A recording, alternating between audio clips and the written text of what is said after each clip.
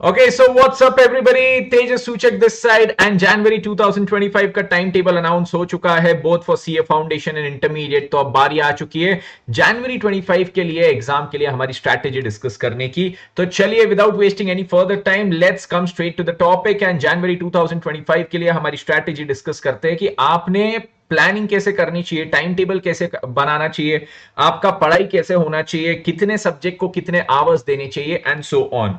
तो यहां पे जैसे आप देख सकते हैं 100 डेज की हम स्ट्रैटेजी की बात कर रहे हैं। आज की तारीख है हमारी 20 सितंबर जब ये सेशन अपलोड हो रहा है और फिर हमारी एग्जाम 11 जनवरी से स्टार्ट हो रही है। तो ये टाइम टेबल हमारा 10 जनवरी तक मैंने बनाया हुआ है।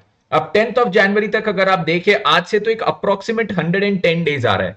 मैं वो 31 30 वगैरह वैसे हर महीने के एक एक दिन ज्यादा कम नहीं ले रहा हूं, पर 110 डेज अप्रोक्सीमेट हमारे पास आता है।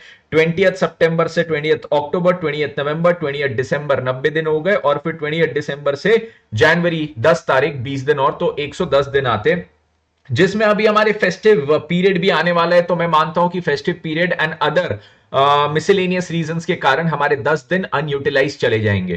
तो 10 दिन जो हमारे अनयूटिलाइज चले जाएंगे उसको अगर मैं हटा दूं तो हमारे पास इफेक्टिवली एक 100 डेज पढ़ाई के कोई भी हालत में बचती है। तो यहां पे कोई स्टूडेंट अगर 20 की जगह 21 22 23 तारीख को भी ये सेशन देख रहा है तो आपके लिए भी इक्वली एप्लीकेबल है, क्योंकि यहां पे जो मैं स्ट्रैटेजी डिस्कस कर रहा हूं that is just for 100 days, right. अब ये 100 डेज की स्ट्रैटेजी हम किस प्रकार से इसमें हर एक सब्जेक्ट पढ़ेंगे, कैसे 2 बार रिवीजन पूरा कर लेंगे, आज से अगर हम पढ़ाई रिवीजन की पूरी स्टार्ट करते हैं, कैसे टेस्ट सीरीज इसमें इनकॉर्पोरेट करना है एंड एवरीथिंग सब इसमें डिस्कस होने वाला है। तो देखिए सबसे पहले मैं 100 डेज के इस सेशन को क्या करता हूं, 100 डेज के हमारे ये पूरे प्लान को डिवाइड करता हूं into 2 halves. First revision and the final revision, ऐसे इसको 2 हिस्सों में डिवाइड करता हूं जो 2 रिवीजन हमको मिनिमम करने पड़ेंगे। फर्स्ट रिवीजन के लिए मैं डेडिकेट करता हूं 70 डेज एंड सेकंड रिवीजन के लिए मैं 30 डेज अपने पास अपने हाथ में रखता हूं। ये जो उसमें फर्स्ट रिवीजन है इससे मैं डिस्कशन पूरा अगर स्टार्ट करूं तो फर्स्ट रिवीजन में 70 डेज में आपके पास है यहाँ पे 11 hours per day. A very reasonable estimate जो आप दिन भर में पढ़ाई का कर सकते हो। मैं बहुत ज्यादा बॉम्बार्ड भी नहीं कर रहा हूं कि आप 14 आवर्स पढ़िए 15 आवर्स पढ़िए। If you do that that is very good, but मैं एक बहुत रीजनेबल एस्टिमेट लेके चल रहा हूं कि एवरी स्टूडेंट इतना मैनेज कर सकता है।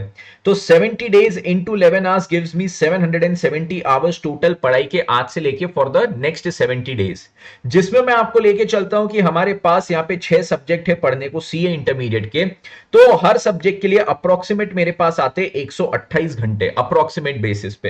अब अप्रोक्सीमेट बेसिस पे 128 जो घंटे आते हैं वो मैं 6 सब्जेक्ट में डिवाइड करता हूं। अब देखो 6 सब्जेक्ट का मेरा लॉन्जेविटी या 6 सब्जेक्ट का कोर्स कंटेंट इक्वल नहीं होता है, किसी का कम किसी का ज्यादा होता है। तो जो कम आवर्स का हमारा सब्जेक्ट है, कम कंटेंट का सब्जेक्ट है, उसको भी 128 घंटे दूं और एडवांस अकाउंटिंग टैक्स जैसे बड़े सब्जेक्ट्स को भी 128 घंटे दूं, तो दैट इज नॉट फेयर। वो एक स्मार्ट तरीका नहीं रहेगा हमारा प्रिपरेशन करने का। तो यहां पे हम क्या कर सकते हैं कि हमारे जो बड़े सब्जेक्ट्स है एडवांस अकाउंटिंग टैक्स और ग्रुप 2 में एफएमएसएम, इनको ज्यादा टाइम देना चाहिए। हाउ? तो मैं सिंपल बोलता हूं कि इनके 128 घंटे में प्लस 20 आवर्स हम ऐड कर देते हैं। So it takes it to 148 hours for each of these 3 subjects. और ये 20 आवर्स हम बचे हुए 3 सब्जेक्ट में से हमारे माइनस करेंगे, जो 108 घंटे पे अब ये 3 सब्जेक्ट के लिए हमारे पास अप्रोक्सीमेट बचेंगे। अब मैंने यहां पे ये जो टाइम सेट किया है एक मेरे बेसिस पे, मेरे प्रेफरेंस के अनुसार, मुझे जो सब्जेक्ट ज्यादा टाइम देना है, मुझे जो सब्जेक्ट कम टाइम देना है, उसके अनुसार मैंने किया है। जरूरी नहीं है कि this is the exact hours that you have to follow. आप इसमें कुछ कम ज्यादा भी कर सकते हो डिपेंडिंग। से फॉर एग्जांपल आपको टैक्स में बहुत ज्यादा दिक्कत जाती है, आपको इसमें और 10 आवर्स प्लस डेडिकेट करना है, तो आप इसको 158 पे लेके आइए। आप 5 घंटे हो सकता है यहां से और माइनस करें, 5 घंटे यहां से और माइनस करें, और this is how you adjust. अब आपके पास एक बार टाइम अलॉटमेंट हो गया कि हर सब्जेक्ट के लिए मेरे पास मैक्सिमम कितने आवर्स है, फिर आपने नेक्स्ट चीज क्या करनी है, खुद के लिए एक चार्ट बनाना है जो है यहां पे आवर्स कैलकुलेशन चार्ट, जिसमें आप अपना सब्जेक्ट लिखेंगे, 6 सब्जेक्ट के नाम लिख के उसमें टोटल कितने अलोकेटेड आवर्स है वो आपने लिख दिए। यस, टोटल अलोकेटेड आवर्स के बाद आप हर दिन में वो सब्जेक्ट के कितने घंटे पढ़ रहे हैं वो उसमें से डेली बेसिस पे आपने माइनस करना है। से फॉर एग्जांपल डे 1 पे मैं एडवांस अकाउंटिंग, लॉ और टैक्स यहां पे पढ़ता हूं, तो 6 घंटे, 3 घंटे और 4 घंटे इस प्रकार से मैंने पढ़ा। तो से फॉर एग्जांपल मैंने डे 1 पे 13 घंटे पढ़ाई की, 13 घंटे पढ़ाई की, तो कौन से सब्जेक्ट की कितने घंटे की पढ़ाई हुई वो मैं माइनस करूंगा। Similarly for day 2, day 3 and so onwards. इससे क्या होगा, आपके पास एक अप्रोक्सीमेट बैलेंस बचेगा कि आपके पास कौन से सब्जेक्ट के कितने आवर्स अभी भी पढ़ने बचे हैं, उसके अगेंस्ट में आपका कितना कंटेंट पढ़ना बचा हुआ है। तो ये जब डेटा आपके पास रहता है तो हम कोई भी प्रिपरेशन हमारी हवा में नहीं करते कि पढ़ाई कैसी चल रही, अच्छी चल रही, कितना हुआ पता नहीं, कितना पढ़ना बाकी है पता नहीं, ये सब्जेक्ट को कितने टाइम में खत्म करेगा पता नहीं, बस करूंगा। तो हमारा ये चीज पूरा एलिमिनेट हो जाता है प्रिपरेशन में से। और हमारी प्रिपरेशन अगर मैं यहां पे बोलूं तो बहुत ही सिस्टमैटिक तरीके से, एक कैलकुलेटेड तरीके से यहां पे होती है। अब मैं आपको ये एक क्वेश्चन अगर एड्रेस करूं कि स्टूडेंट ने दिन में एक सब्जेक्ट, दो सब्जेक्ट, तीन सब्जेक्ट कितने पढ़ना चाहिए, तो एक बहुत कॉमन ये स्टूडेंट्स का क्वेश्चन आता है कि सर मैं दिन में एक सब्जेक्ट पढ़ूं, दो सब्जेक्ट पढ़ूं, तीन सब्जेक्ट पढ़ूं। तो मैं बहुत सिंपल तरीके से यहां पे बोलता हूं, आप दिन में दो, तीन, चार कितने भी सब्जेक्ट पढ़ सकते हो। मेरा पर्सनल सजेशन है पूरे 6 के 6 सब्जेक्ट एक दिन में नहीं पढ़ना। मेरा पर्सनल सजेशन है दिन में 3 सब्जेक्ट पढ़ने का, because that is what I feel comfortable with. आपको अगर लगता है दिन में 2 सब्जेक्ट के साथ कंफर्टेबल हो वो पढ़िए, आपको लगता है दिन में 4 सब्जेक्ट के साथ कंफर्टेबल हो वैसा कीजिए। बट इसमें ये चीज मैं जरूर सजेस्ट करूंगा कि पहले आप जो भी सब्जेक्ट्स लेते हो, पहले कोई भी एक ग्रुप के सब्जेक्ट्स निपटाए और फिर जाके दूसरे ग्रुप के सब्जेक्ट्स निपटाए। ये चीज मत करना, ये गलती कि पहले मैंने ये 2 सब्जेक्ट्स निपटाए, फिर मैंने ये 2 सब्जेक्ट्स निपटाए, अब क्या हो गया है, अब मेरा कैलकुलेशन कोई कारण से फेल हो चुका है, मेरी पढ़ाई पूरी प्रॉपरली एडिक्वेट नहीं हुई, टाइम बीच में बहुत वेस्ट हो गया, अब ग्रुप 1 का भी एक सब्जेक्ट बचा है, ग्रुप 2 का भी एक सब्जेक्ट बचा है और एग्जाम आ चुकी है, मैं कोई भी सब्जेक्ट के लिए तैयार नहीं हूं। तो ये गलती हमने नहीं करना है। हमने पहले पूरा एक ग्रुप निपटाना है और उसके बाद कोई भी दूसरा ग्रुप हमने स्टार्ट करना है। तो आपकी प्रिपरेशन में ये चीज जरूर मेक श्योर कीजिए कि जब आप प्रिपरेशन स्टार्ट करते हैं तो किसी भी एक ग्रुप के साथ कीजिए, उसके 2 सब्जेक्ट पढ़िए, 3 सब्जेक्ट पढ़िए, या फिर अगर चौथा जोड़ना है तो दूसरे ग्रुप का एक सब्जेक्ट जोड़िए लाइकवाइज। बट एक ग्रुप पे पहले आपका फोकस होना चाहिए, उसको निपटाइए, फिर आप सेकेंड ग्रुप पे अपना फोकस बढ़ाइए। वो आपका ग्रुप 1 भी हो सकता है, वो आपका ग्रुप 2 भी हो सकता है, उसमें कोई बड़ी बात नहीं है। ओके चलिए, तो ये आप सबसे पहले अपने आवर्स अलोकेट कर दीजिए, कौन से सब्जेक्ट को आपने कितने आवर्स पढ़ना है। उसका फिर एक चार्ट बना दीजिए कि मेरे पास मैक्सिमम अलोकेटेड आवर्स कितने, उसमें डेली बेसिस पे मैं कितने आवर्स रोज कवर कर रहा हूं। राइट, नेक्स्ट चीज जो अब बच्चों के कुछ क्वेश्चंस आते हैं इंपॉर्टेंट वाले, मैं वो यहां पे एड्रेस करना चाहूंगा। सबसे पहले आप अब जब ये 70 डेज में अपना फर्स्ट रिवीजन करते हैं तो इस फर्स्ट रिवीजन के दौरान आपने क्या करना है, कैटेगरी ए, बी और सी में अपने सारे क्वेश्चंस को डिवाइड कर देना है। अब समझो मैंने एडवांस्ड अकाउंटिंग के साथ तैयारी चालू की, एडवांस्ड अकाउंटिंग का आज मैं पढ़ रहा हूं, मैंने आज 3 अकाउंटिंग स्टैंडर्ड्स उसके कवर किए, 3 अकाउंटिंग स्टैंडर्ड्स में मैंने हर अकाउंटिंग स्टैंडर्ड्स के से फॉर एग्जांपल 15 क्वेश्चंस कवर किए। 15 में से A category, B category, C category में वैसा लिख के उसको बाइफरकेट कर दूंगा और उसकी पूरी लिस्ट तैयार कीजिए कि लिस्ट आप तैयार करते हो, लिस्ट में आप ए कैटेगरी लिखते हो, ए कैटेगरी के कौन से क्वेश्चंस है, AS4 लिखा, AS4 में क्वेश्चन 1, 5, 7, 8, 9 ये ए कैटेगरी है। ये आपको मदद करेगा जब आप नेक्स्ट टाइम ये 30 डेज वाला जब रिवीजन करोगे ना, 30 डेज में फाइनल रिवीजन, तो ए कैटेगरी सबसे इंपॉर्टेंट है, मेन फोकस, उसके बाद बी कैटेगरी और सी को बस ओवरव्यू करके निपटा देंगे। This is what you have to do first thing when you are starting your studies right now. इसमें आपको क्या करना है, ये रिवीजन जब आप फर्स्ट वाला करते हो उसमें आपने अपने क्लास नोट्स को कवर करना है, आपने एसएम को कवर करना है, आरटीपी, एमटीपी, पीवाईक्यूज। अब आप किसी से भी अगर पढ़े हो तो आपके मोस्ट नोट्स जो भी क्लास नोट्स होते हैं उसमें एसएम के काफी क्वेश्चंस हो जाते हैं, आरटीपी के हो जाते हैं, एमटीपी के हो जाते हैं, पीवाईक्यू के। बट वो छोड़ के भी, मैं क्लास नोट्स छोड़ के भी फिर भी स्पेसिफिकली मेंशन इसलिए कर रहा हूं क्योंकि अगर कहीं भी कोई भी चीज छूटी हुई है, कहीं भी कोई भी एक आध क्वेश्चन मिस हुआ है या फिर टीचर ने नहीं करवाया है कोई भी कारण से, राइट, तो वो आप बाद में इसमें से कवर कर लो एट द सेम टाइम। और ये आपको अभी इसी समय पे इसलिए करना पड़ेगा क्योंकि अगर आप सोचते हो कि मैं आरटीपीज, एमटीपीज, पीवाईक्यूज फाइनल रिवीजन के टाइम पे करूंगा, तो ये चीज याद रखना, जो चीज, ये अपने एक्सपीरियंस से बोल रहा हूं, जो चीज आप फर्स्ट रिवीजन में पढ़ोगे उसी को आप फाइनल रिवीजन में रिवाइज करोगे और उसी को एग्जाम के पहले 1.5 दिन में आप पढ़ने वाले हो। तो आज अगर कोई चीज आपने छोड़ दी है तो लिख के चलना, वो चीज आपकी लास्ट तक छूटी रहेगी। तो आरटीपीज, एमटीपीज, पीवाईक्यूज, एसएम, ये आपने साथ ही साथ जो भी चैप्टर कर रहे हो वो निपटाते जाना है। साथ ही साथ आपने कैटेगरी ए, बी, सी के क्वेश्चंस मार्क करते जाना है। यस, नेक्स्ट आपने क्या करना है, जब आप ये 70 डेज में अपनी पढ़ाई करते हो तो आपने कोई भी सब्जेक्ट का, थियरी सब्जेक्ट तो सबसे ज्यादा इंपॉर्टेंट, उसमें तो आपने क्वेश्चंस की रिटन प्रैक्टिस बहुत ज्यादा करनी है, और प्रैक्टिकल सब्जेक्ट्स में आपने हर टॉपिक में से कुछ कुछ इंपॉर्टेंट क्वेश्चंस उठा के उसकी थियरी उसकी राइटिंग प्रैक्टिस करनी है। और ये जब आप राइटिंग प्रैक्टिस इसमें करते हो, तो राइटिंग प्रैक्टिस आपने बस ऐसे नहीं करना है कि मैं कोई एक क्वेश्चन देखा उसका आंसर मैं बस लिखने बैठ गया और लिखते ही जा रहा हूं, लिखते ही जा रहा हूं, उससे प्यार निभा रहा हूं। नहीं, मुझे एग्जाम में लिख रहा हूं वैसे लिखना है। और उसका मतलब है कि एग्जाम में जितना टाइम मुझे मिलेगा, टाइम जो अलॉट मुझे एग्जाम में होता है एक आंसर लिखने के लिए, उसी अनुसार मैं यहां पे भी लिखूंगा। एग्जाम में 100 मार्क्स के लिए 180 मिनट मिलते हैं, तो 1 मार्क के लिए 1.8 मिनट्स मिलता है। उसी अनुसार आप यहां पे भी चीजें करोगे। आप जब खुद से घर पे भी रिटन प्रैक्टिस करते हो, थियरी सब्जेक्ट्स की थोड़ी ज्यादा, प्रैक्टिकल सब्जेक्ट में इंपॉर्टेंट क्वेश्चंस की, तब आप इस प्रकार से यहां पे करोगे इसको सॉल्व।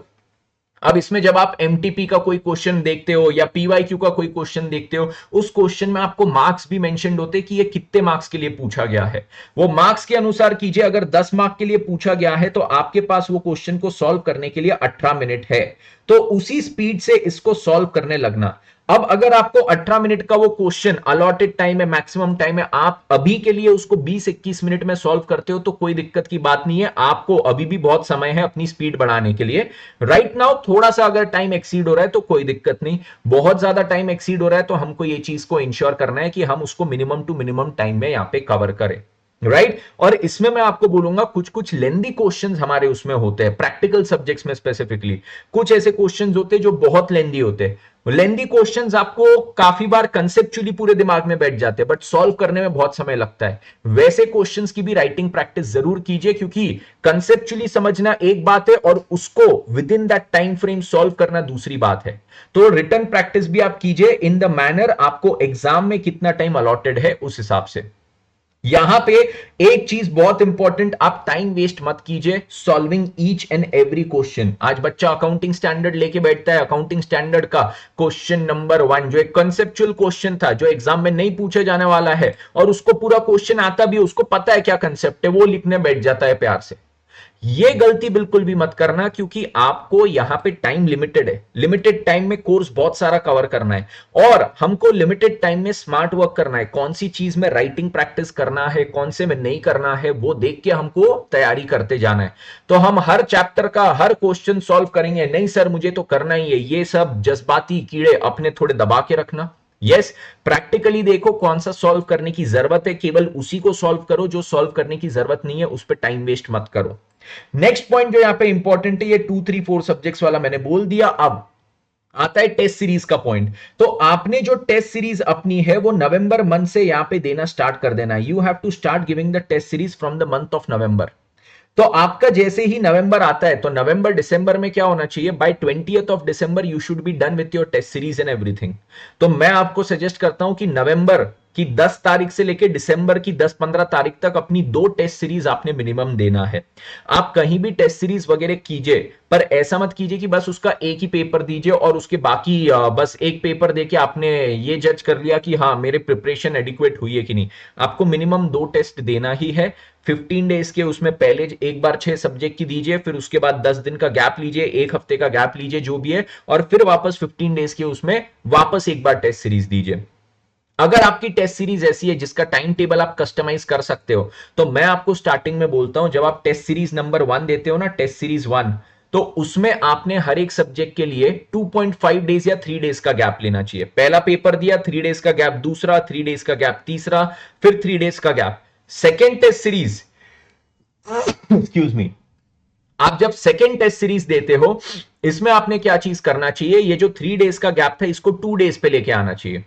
पहला पेपर 2 डेज का गैप, फिर दूसरा पेपर 2 डेज का गैप। ये ऐसा क्यों बोल रहा हूं मैं, क्योंकि वही सिलेबस को हमने अब कंसाइज कंसाइज कंसाइज करते हुए लाना है, क्योंकि एग्जाम में ये सिलेबस हमने 1.5 डेज में रिवाइज करना है। राइट तो यहां पे फर्स्ट टेस्ट सीरीज जो आप देंगे उसमें आप 3 डेज का गैप देंगे, सेकेंड टेस्ट सीरीज में 2 डेज का गैप देंगे, एंड सो ऑन।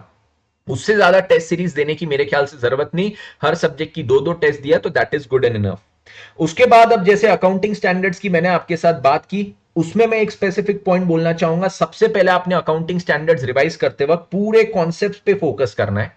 कॉन्सेप्ट्स एक बार आपने रिवाइज कर लिए, अब होता क्या है, एक अकाउंटिंग स्टैंडर्ड बहुत बड़ा है, आपने स्टार्टिंग से लेके एंड तक उसके काफी सारे कॉन्सेप्ट्स पढ़े, कुछ छोटे होते कुछ बड़े होते। बड़े अकाउंटिंग स्टैंडर्ड्स में आपने कॉन्सेप्ट्स पूरे पढ़ लिए, बट अब होता क्या है, दिमाग में पूरे के पूरे कंसेप्ट को एक साथ रिकलेक्ट करके रखना बहुत जरूरी है। कि अगर मैं बात करूं AS 28 इंपेयरमेंट ऑफ असेट्स, तो उसमें स्टार्टिंग से लेके एंड तक सारे कंसेप्ट मेरे दिमाग में एक साथ होने चाहिए। उसके लिए आपने रिवीजन के दौरान क्या करना रहता है, एक बार कंसेप्ट रिवाइज हुए, खुद के हाथ से उसका समरी चार्ट बनाओ। उसमें समरी चार्ट में हमारा मुद्दा प्रेजेंटेशन का नहीं है कि मैं उसका बहुत ही सिस्टमैटिक तरीके से यहां पे प्रेजेंटेशन करूं, या फिर मैं यहां पे उसको बहुत नीटली कुछ यहां पे डायग्राम ड्रॉ करने बैठूं ना। बट मुद्दा यह है कि मैं क्या उसके सारे के सारे कंसेप्ट एक साथ रिकलेक्ट कर पा रहा हूं, और अगर नहीं कर पा रहा हूं तो एटलीस्ट वो जो कंसेप्ट बीच बीच में भूलते जा रहा हूं वो वापस एक बार पढ़ के उसको उस चार्ट में लिख दूं। अब वो चार्ट अगर मेरे हाथ से पूरा बनाया हुआ है ना, तो आगे फाइनल रिवीजन और एग्जाम के 1.5 दिन में इससे रिवाइज करना बहुत ज्यादा आसान हो जाएगा। सेम चीज आप थियरी सब्जेक्ट्स के लिए भी कर सकते हो। लॉ ऑडिट के लिए आपने कोई भी पर्टिकुलर 5-6 सेक्शन जो एक दूसरे से रिलेटेड है वो पूरे पढ़े, उसका समरी चार्ट बनाया कि ये सेक्शन में ये, फिर इसमें ये, इसमें ये, उसमें शॉर्ट में सारी चीजें लिखते जाने का, कि आपको खाली समझ जाए नेक्स्ट टाइम जब आप उसको रिवाइज करो तब। तो ये आपको चीजें आगे जाके रिटेन होने में बहुत ज्यादा मदद हो जाती है। एक बार आपके कंसेप्ट पूरे हो गए, आपने उसका यहां पे हैंड रिटन समरी चार्ट बनाया, उसके बाद उसके पूरे क्वेश्चंस भी करने का। आप कोई भी अकाउंटिंग स्टैंडर्ड या for that example theory subjects that is law and audit, उसकी प्रिपरेशन केवल ये सोच के कंप्लीट नहीं कर सकते कि भाई मेरे को जो टेक्स्ट लिखा था टेक्स्ट पूरा समझ गया, अब बस हो गया, मेरे दिमाग में सब आ गया, अब मैं इसका प्रिपरेशन बंद करके नेक्स्ट टॉपिक का चालू कर सकता हूं। जब तक आप उसके बहुत सारे क्वेश्चंस नहीं देखोगे, डिटेल्ड में क्वेश्चंस नहीं देखोगे, तब तक आपकी ना अकाउंटिंग स्टैंडर्ड्स की, ना लॉ की, ना ऑडिट की, ना टैक्सेशन की तैयारी अच्छे से नहीं होगी। तो ये चीज याद रखना। आपका यहां पे फर्स्ट स्टेप होता है कंसेप्ट पूरे रिवाइज करो, सेकंड स्टेप होता है उसका हैंड रिटन समरी चार्ट आप बनाइए, थर्ड स्टेप उसका होता है कि आप अब उसके बहुत सारे क्वेश्चंस देखिए, आप उसके क्वेश्चंस पूरे तबीयत से देखिए और क्वेश्चंस को सॉल्व कीजिए। क्वेश्चन सॉल्व करते वक्त ये चीज देखिए, जो क्वेश्चंस आपको देख के समझ जा रहे हैं उसको दिमाग में पूरा रिवाइज कीजिए, जो क्वेश्चंस देख के थोड़ा सा कंफ्यूजन हो रहा है उसमें आप जो कंफ्यूजिंग पार्ट है उसको सॉल्व कीजिए, और जो क्वेश्चन देख के हमें कुछ भी नहीं समझ रहा है वो पूरा का पूरा सॉल्व कीजिए। इसी को मैं बोलता हूं कैटेगरी ABC में डिवाइड करना। जो मैंने लास्ट में बोला, क्वेश्चन देख के कुछ भी नहीं समझा वो A कैटेगरी, जो क्वेश्चन देख के आधा समझा B कैटेगरी, जो क्वेश्चन देख के पूरा समझ गया वो C कैटेगरी। ये चीज क्लियर सभी को? यस। आपको अगर अपनी पढ़ाई की इफेक्टिवनेस बढ़ानी है, आपको अपनी प्रोडक्टिविटी बढ़ानी है, तो उसके लिए अब मैं आपको कुछ पॉइंट्स यहां पे बता रहा हूं।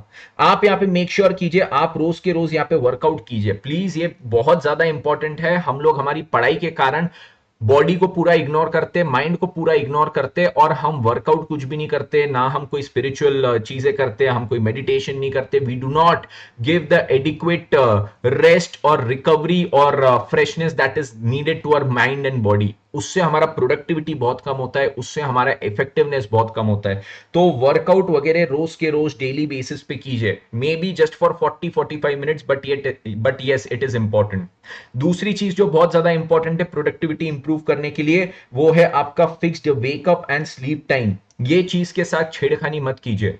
आप भले ही रात को पढ़ते हो, आप भले ही सुबह पढ़ते हो, बट उसका टाइम आपका फिक्स होना चाहिए। ऐसा नहीं होना चाहिए एक दिन 12 बजे तक रात को पढ़ रहे, दूसरे दिन 4 बजे तक रात को पढ़ रहे।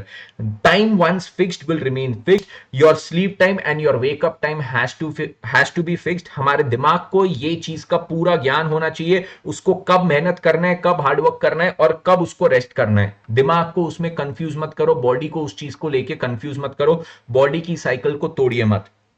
आप जब यहाँ पे अपनी खाना वाना खाते हैं तो डिसिप्लिन तरीके से खाइए, घर का सादा खाना खाइए, अगेन वो भी फिक्स टाइम पे खाइए, क्योंकि जितना फिक्स टाइम पे खाओगे उतना आपका बॉडी परफॉर्म अच्छा करेगा। बॉडी को पता रहेगा कब खाना खाना है, कब भूख लग रही है। खाना जब खाना रहता है, भूख जब लगती है, बॉडी हार्मोन्स वगैरह सिक्रीट करता है, एसिड्स वगैरह सिक्रीट करता है। और अगर हम तब खाते नहीं है, हम बोलते नहीं अभी तो मैं पढ़ाई करूंगा, खाना इग्नोर, तो फिर हमारी बॉडी क्या होता है, हमारी बॉडी मतलब इट गेट्स कंफ्यूज्ड कि यार भूख लगी थी, हमने तो हार्मोन्स और एसिड्स जो रिक्वायर्ड थे वो सब सिक्रीट कर दिए, बट अभी ये बंदा खा ही नहीं रहा है। नेक्स्ट डे फिर अपन कोई और टाइम पे खाएंगे, अगले दिन वापस कोई और टाइम पे खाएंगे, प्रोडक्टिविटी खत्म हो जाएगी। सो मेक श्योर आप अपना मील्स का टाइम फिक्स रखिए, डाइट अच्छे से कीजिए। डाइट मतलब मैं नहीं बोल रहा भूखे मरिए, बट मैं बोल रहा हूं जंक फूड अननेसेसरी अवॉइड कीजिए, क्योंकि वो हजम करने में बहुत ज्यादा मेहनत लगती है बॉडी को, और हजम करने में मेहनत लगती है तो फिर हमारा क्या होता है, लेजीनेस बहुत आती है, नींद बहुत आती है, दिमाग में ब्लड नहीं जाता है बराबर, क्योंकि वो ब्लड डाइजेशन में लगा होता है। So make sure you follow all of these points. जितना ज्यादा फॉलो करोगे उतना ज्यादा आपका प्रोडक्टिविटी बढ़ेगा, उतना ज्यादा आपका एफिशिएंसी बढ़ेगा, उतना आपका पढ़ाई में मन लगा रहेगा। तो वर्कआउट कीजिए, सोने उठने के टाइमिंग फिक्स रखिए, मील्स के टाइमिंग फिक्स रखिए, और मील्स को सिंपल और सोबर रखिए, जंक फूड ज्यादा मत खाइए, राइट। तो इससे आपका एक्सपोनेंशियली प्रोडक्टिविटी बढ़ जाएगा। तो ये चीज मैंने आपको अभी यहां पे बताई कि आप नेक्स्ट 100 डेज में आपकी पढ़ाई कैसे प्लान कर सकते हो, किस प्रकार आप अपने सब्जेक्ट के आवर्स कैलकुलेट कर सकते हो। पहले तो ये हमारा 70 डेज का प्लान हुआ, अब 70 डेज के बाद मैं यहां पे आता हूं 30 डेज पे, ठीक है।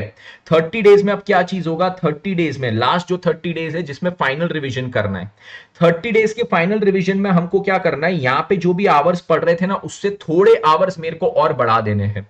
थोड़े आवर्स मेरे को बढ़ा देने मतलब सपोज यहां पे 10 आवर्स पढ़ रहा था और 3 घंटे पढ़ाओ, उसको 13 पे लेके आओ, 11 पढ़ रहा था 14 पे लेके आओ, right. Take your hours up until 15 hours a day, जितना हम यहां पे इस एज में पढ़ सकते हैं, राइट। तो इसमें अगर मैं लेके चलू, आप ये 30 दिन में 14 घंटे भी पढ़ते हो तो 14 3 जा 14 2 जा 28 42 420 आवर्स हो गए। इसको 6 सब्जेक्ट्स में डिवाइड करें तो हमारे पास आते हैं 70 आवर्स पर सब्जेक्ट। अभी देखो यहां पे कुछ मेरे पास कुछ सब्जेक्ट के लिए 145 148 आवर्स थे, किसी के लिए 110 घंटे थे, अब हर एक को मैंने 70 आवर्स में कंसाइज करना है, राइट। तो ये जब 70 आवर्स में मैं इसको कंसाइज करूंगा तो अगेन जो चीज यहां पे पढ़ी थी उसी चीज को वहां पे पढ़ना है, बट 70 आवर्स में इस बार कैसे पढ़ेंगे, क्योंकि यहां पे फर्स्ट डिवीजन के दौर हमने यहां पे एबीसी मार्किंग्स की थी। फर्स्ट डिवीजन के दौर हमको सब पता चल गया क्या इंपॉर्टेंट है, क्या आधा इंपॉर्टेंट है और क्या बहुत ईजी है हमारे लिए। तो उस अनुसार अब मैं सेकेंड डिवीजन में फास्ट फास्ट सारी चीजें करते जाऊंगा।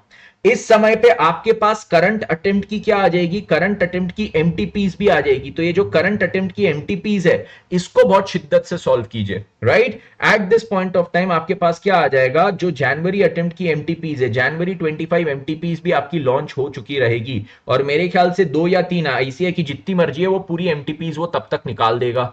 तो 2 एमटीपी या 3 एमटीपी उसको शिद्दत से सॉल्व कीजिए, that will help you get a tremendous confidence in your exams.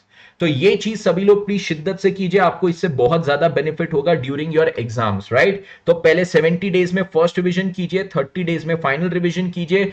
Revision करते समय हमको बस ब्लाइंड आए नहीं चलना है कि बस हाँ मैं पढ़ रहा हूं हो जाएगा हो जाएगा, हमको वेल प्लान्ड मैनर में चलना है कि हर सब्जेक्ट के लिए इतने घंटे हैं, वो घंटे में से कितने यूज हो गए कितने बचे उसके लिए ये चार्ट बनाना है, एक साथ कितने सब्जेक्ट पढ़ने, कौन से ग्रुप के सब्जेक्ट पढ़ने वो भी आपको बताया, कुछ क्वेश्चन सॉल्व करना जरूरी है, सॉल्व कैसे करना है वो भी आपको बताया, और हमने यहाँ पे टेस्ट वगैरह कैसे देने हैं वो भी सारी चीजें आपको बताई। ये छोड़ के अगर आपको और कुछ जानने की इच्छा हो तो कमेंट्स में मुझे बताइए, वो सारी चीजों पे मैं आपको एड्रेस करने के लिए वीडियोस बना दूंगा और सेशंस लेके आऊंगा। And all the best everybody, जनवरी 25 में फोड़ना है, उसके लिए मेहनत पे आज से लग जाओ। All the best guys, and जनवरी 25 में मचा के आओ।